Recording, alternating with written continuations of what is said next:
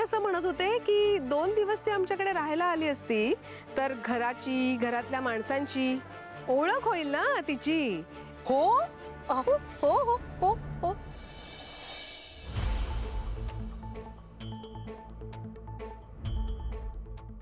लग्नानंतर असं नवीन नवीन वाटणार नाही. हा अर्थात तुम्हाला चालणार असेल तर. हा अहो अहो काही हरकत नाही, आम्ही कोण अडवणार आहे, तुमचीच लेक आहे ती. आता येऊ दे येऊ दे. हा हो ना. मग आता उद्या निशिताचं सगळं काही आवरलं ना सकाळी की मग पाठवून द्या तिला आमच्या घरी. हा हो हो. निशू जायची तयारी कर. बर त्याआधी देवासमोर ठेवा पत्रिका, नारळ साखर दोन्ही ठेवा. हो हो. ए पत्रिका आत नेऊन ठेव. चला.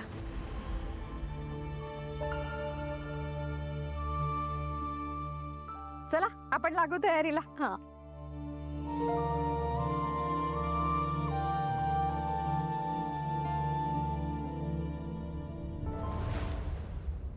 अगं निशी कशी तयार होणार नाही. लग्न ठरल्यापासून तिच्या आनंदाला पारावरच उरला नाहीये.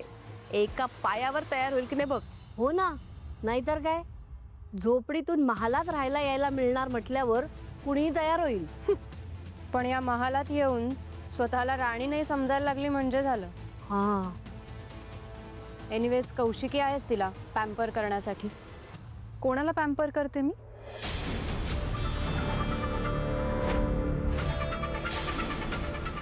तुम्ही कोणाबद्दल बोलताय?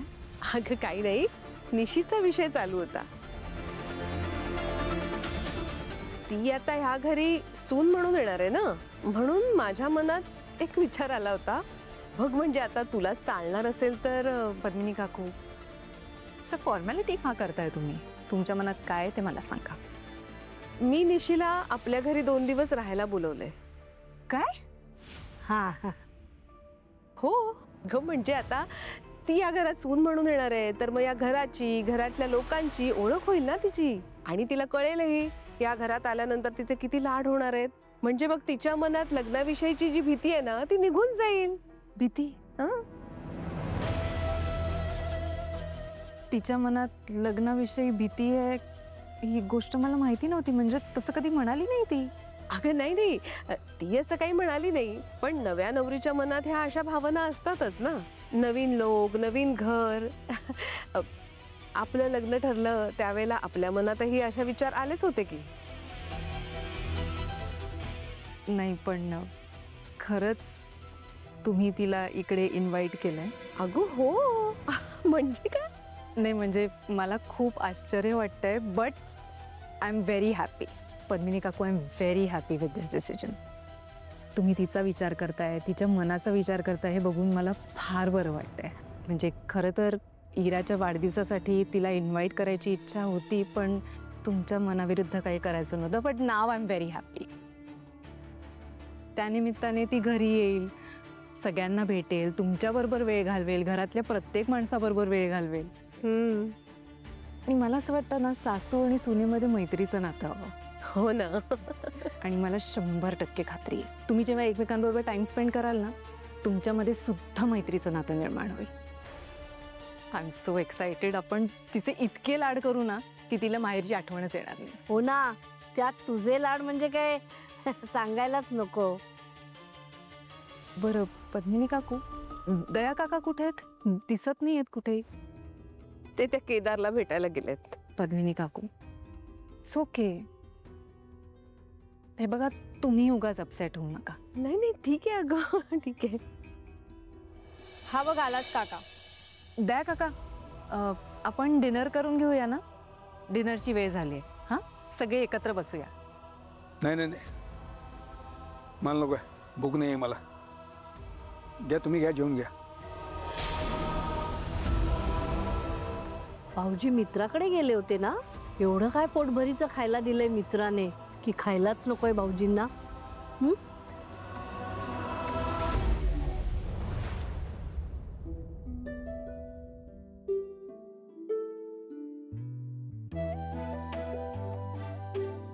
काय ग तारिणी, माझ्या धनुषकडे कोण पाहुणे येणार होते, ते येऊन गेले का? येऊन गेले. कोण आला असेल विचार, म्हणजे ओळख. तू ओळखतेस कारण त्यांना. त्याच्याकडे येणाऱ्या पाहुण्यांना मी ओळखते म्हणजे?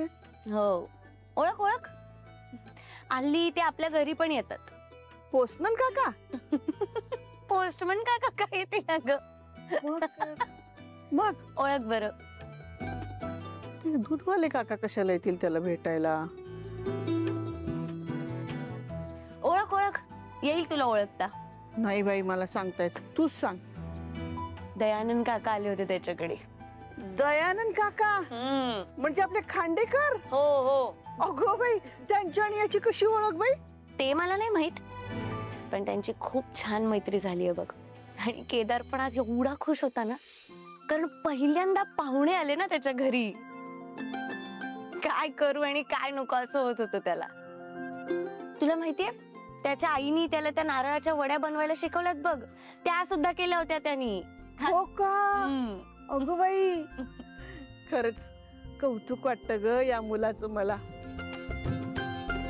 नशिबाने एवढ्या यातना दिल्या, पण अगदी हसत हसत सहन केल्या ग बाई त्यांनी. पण लोकांना जोडण्याची कला मात्र देवाने दिले बरं का त्याला.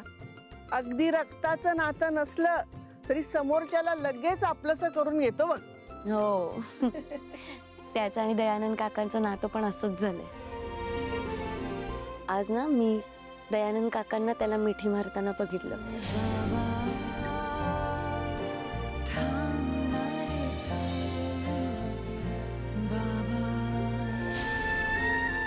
गहीवरून आलं होतं ग त्याला.